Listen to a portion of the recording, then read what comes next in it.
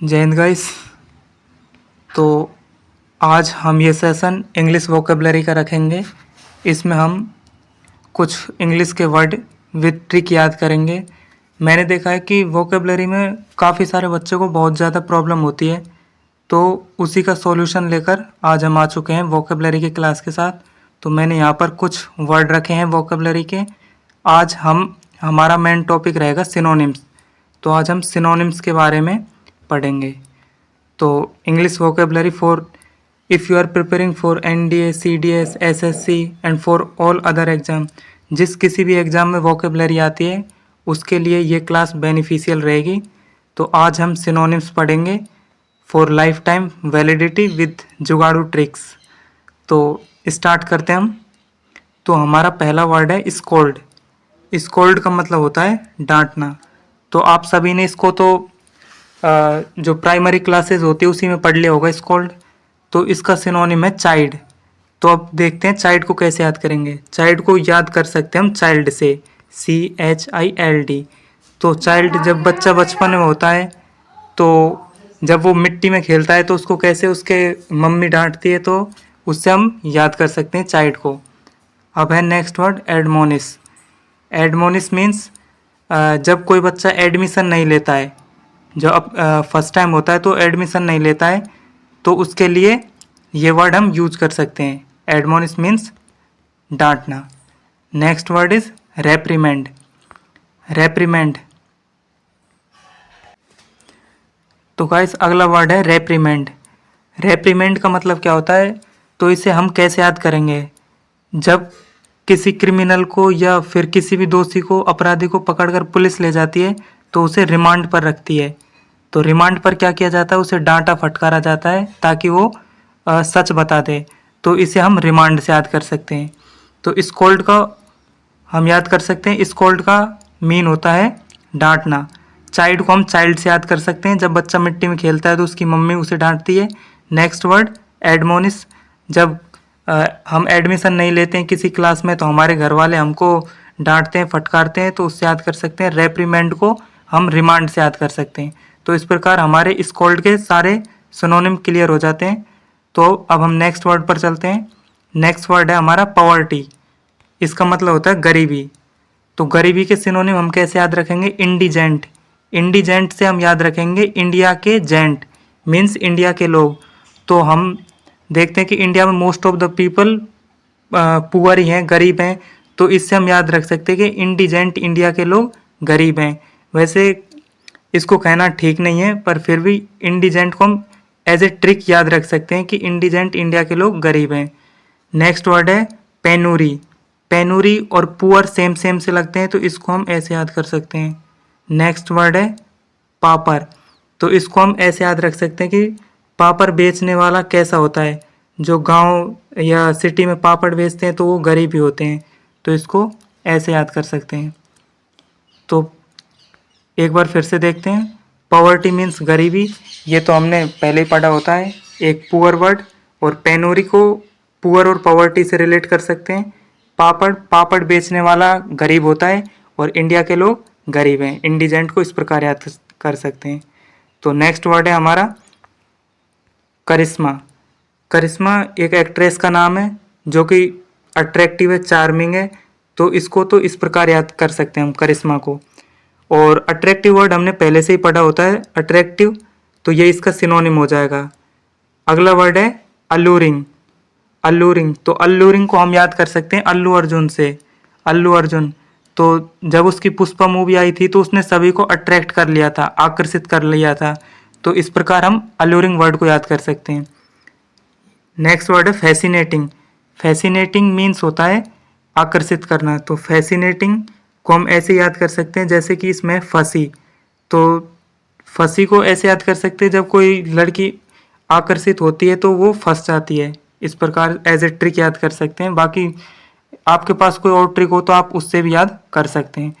तो हम एक बार फिर से देखते हैं। करिश्मा जो कि एक एक्ट्रेस है वो अट्रैक्टिव लगती है, तो आकर्षक करिश्मा हो जाएगा।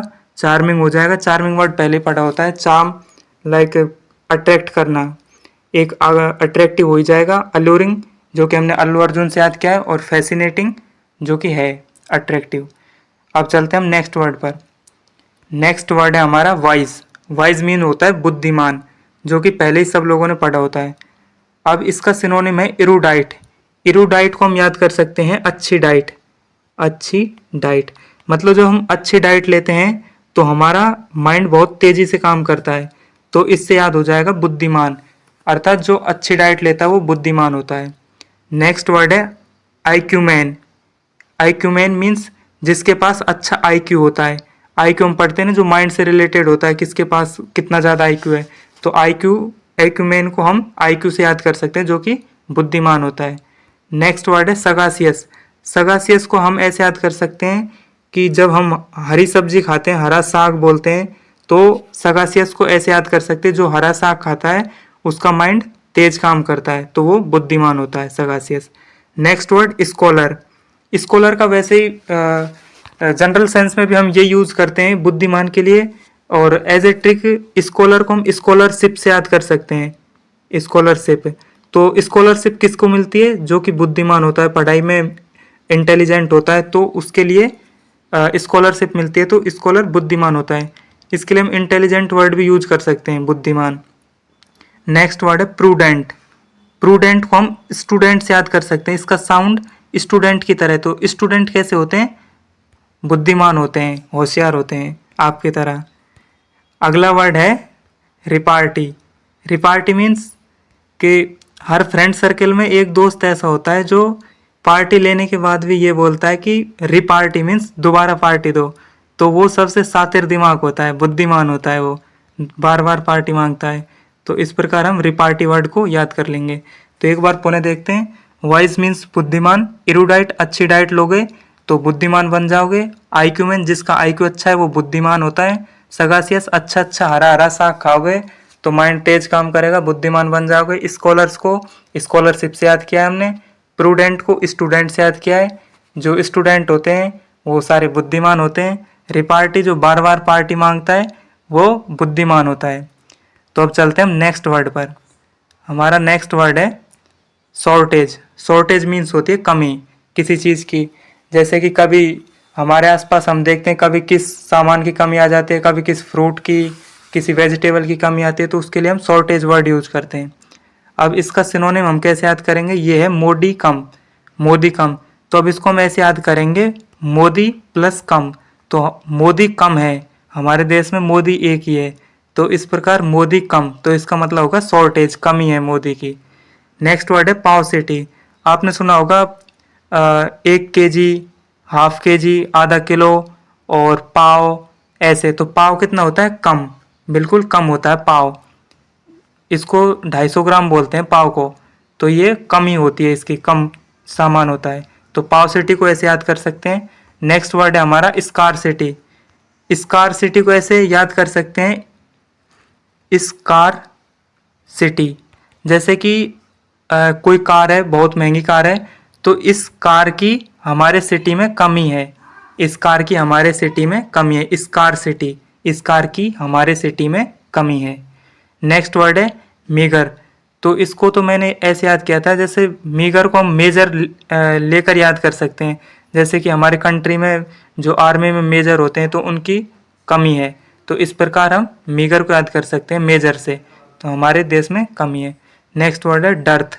डर्थ मीन्स अर्थ, अर्थ से लगा सकते हैं हम इसका कि अर्थ पर अच्छे लोगों की कमी है,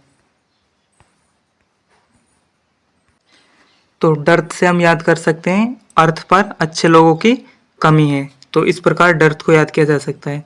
तो एक बार फिर से देखते हैं सारे वर्ड्स को।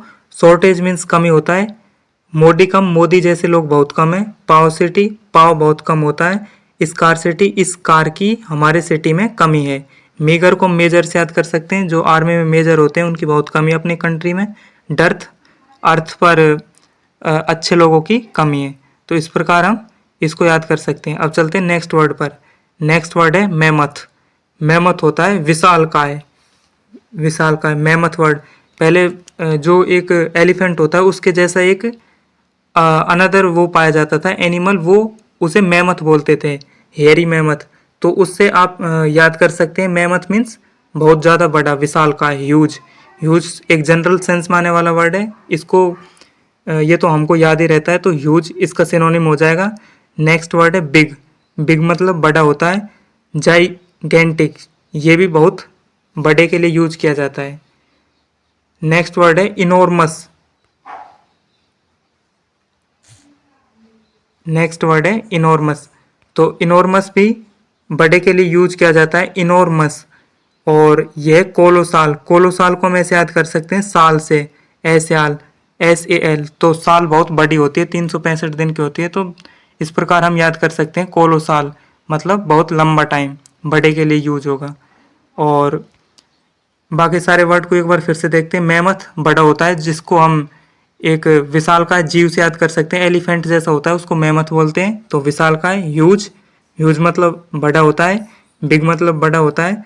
जाइगेंटिक, जाइगेंटिक को हम गगन से याद कर सकते हैं, GGAN, तो गगन, गगन मतलब आसमान, तो आसमान बहुत बड़ा होता है, तो इस प्रकार हम इसको याद कर सकते हैं।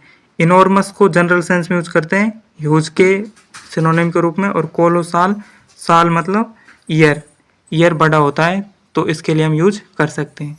अब चलते हैं नेक्स्ट वर्ड पर। नेक्स्ट वर्ड है रेटिसेंट। रेटिसेंट का मतलब होता है बिल्कुल कम बोलने वाला, कम बोलने वाला। रेटिसेंट, रेटिसेंट को याद कर सकते हैं रत्ती, जो रत्ती भर भी नहीं बोलता है, मतलब बिल्कुल कम बोलता है, चुप रहता है। नेक्स्ट वर्ड है लैकोनिक। लैक को हम लैक से याद कर सकते हैं, लैक मतलब कम, जो कम बोलता है उसको लैकोनिक बोलते हैं, तो रेटिसेंट का सिनोनिम बन जाएगा। नेक्स्ट वर्ड है स्पीचलेस, जो बिल्कुल कम बोलता है। इस स्पीच मीन्स जो बिल्कुल भी वाद विवाद नहीं करता है, चुप रहता है, उसको स्पीचलेस बोलते हैं। अगला वर्ड इंट्रोवर्ट है, जो कि हम अपने डेली लाइफ में यूज करते हैं, इंट्रोवर्ट कम बोलने वाले के लिए। तो ये सारे सिनोनिम हो जाएंगे। रेटिसेंट रत्ती भर भी नहीं बोलने वाला। लैकोनिक, लैक को हम लैकोनिक को लैक से याद कर सकते हैं, कम, जो कम बोलता है। स्पीचलेस, जो बिल्कुल कम बोलता है। इंट्रोवर्ट, जो कि इन सब का सिनोनिम हो जाएगा। अब है नेक्स्ट वर्ड वॉल्यूम। वॉल्यूम को हम याद कर सकते हैं वॉल्यूम से। तो जब हम कोई म्यूजिक सिस्टम बजाते हैं तो उसकी वॉल्यूम हाई होती है, तो इसको याद कर सकते हैं जो ज़्यादा बोलने वाला होता है, वॉल्यूम। एक्सट्रोवर्ट मीन्स जो ज़्यादा बोलता है। इंट्रोवर्ट का एंटोनिम है ये, अपोजिट। एक्सट्रोवर्ट, एक्सट्रो को एक्स्ट्रा से याद कर सकते हैं, जो एक्स्ट्रा बोलता है, एक्सट्रोवर्ट। एक्सट्रोवर्ट को कैसे याद करेंगे? एक्स्ट्रा से, जो एक्स्ट्रा बोलता है। ये है मोटर माउथ। मोटर माउथ का याद कर सकते हैं जो जिसका मुंह मोटर की तरह चलता है, मतलब बहुत ज़्यादा बोलता है, उसको मोटर माउथ कहेंगे। और ये कि वॉल्यूम और एक्सट्रोवर्ट का सिनोनिम हो जाएगा। नेक्स्ट वर्ड है वर्बोस। वर्बोस को भी हम मोटर माउथ या वॉल्यूम से सेम सेम होने के कारण ऐसे याद कर सकते हैं दोनों को। वर्बोस, इनका जो प्रोनाउंसिएशन है वो लगभग सेम सा है, तो वर्बोस को ऐसे याद कर सकते हैं। नेक्स्ट वर्ड है गैरुलस। तो अब इसको कैसे याद करेंगे? गर्ल से। जब सब फ्रेंड सर्कल में कोई न कोई ऐसा होता है, जब कोई गर्ल होती है तो वो बहुत ज़्यादा बोलती है, तो इस प्रकार गैरुलस को याद कर सकते हैं। लोक्यूसियस, इसको याद करेंगे हम लॉक, LOQ। इसका मीन्स होता है बोलना, ये एक रूट वर्ड है, इसका मतलब होता है बोलना। तो लोक्यूसियस को ऐसे याद कर लेंगे लॉक से, तो मतलब बहुत ज़्यादा बोलने वाला। तो एक बार फिर से देखते हैं। वॉल्यूम बहुत ज़्यादा बोलने वाला। एक्सट्रोवर्ट एक्स्ट्रा बोलने वाला। मोटर माउथ जिसका मुंह मोटर की तरह चलता है, अर्थात बहुत तेज बोलने वाला, ज़्यादा बोलने वाला। वर्बोस वॉल्यूम से याद कर सकते हैं। और गैरुलस गर्ल बहुत ज़्यादा बोलती है, इससे याद हो जाएगा। और अगला वर्ड है लोक्यूसियस, इसको याद कर सकते हैं हम लॉक से, जिसका अर्थ होता है बहुत ज़्यादा बोलने वाला। तो गाइस मैंने आज इतने ही वर्ड लिए हैं। If you like the video please like share and subscribe. यदि आपका रेस्पॉन्स अच्छा रहेगा तो मैं आने वाले टाइम में और भी इसी प्रकार की अच्छी अच्छी वीडियो बनाता रहूँगा। सो प्लीज़ कमेंट कीजिए कि आपको वीडियो कैसी लगी। यदि कोई कमी हो, डेफिनेटली कमी है इस वीडियो में, लाइक थोड़ा सा बोलने में, या फिर आपको बिना माइक के मैंने ये वीडियो बनाई है, तो इसको सुनने में भी काफ़ी हो सकता है प्रॉब्लम हो, तो आप बताना किस प्रकार का आपका फीडबैक है। तो thank you so much for watching. जय हिंद।